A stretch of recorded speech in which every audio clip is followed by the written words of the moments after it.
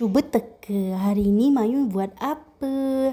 Halo kawan-kawan, hari ini temankan Mayu yuk buat bakso cumi. Dah lama sangat Mayu teringin nak makan bakso cumi ni, tapi belum ada yang jual. Okey, marilah kita buat.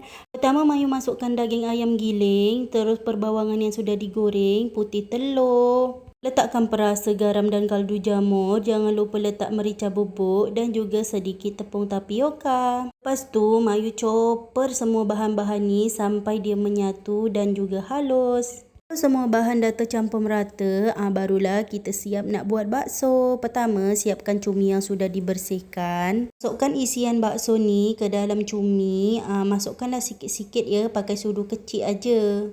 Masukkan isian bakso ni biar banyak dan sampai padat ke atas ya. Kalau terisi penuh dan juga padat, barulah kita masukkan kepala cumi dan kita tusuk pakai lidi. Pastikan jangan sampai isian tu keluar ya. Ini dah siap. Marilah kita nak mulai ngukus bakso. Pertama kita masukkan dulu bakso cumi dia dekat kukusan yang sudah dipanaskan. Kita tutup. Ini saya juga ada buat yang bulat-bulat macam gini. Kukus sampai masak.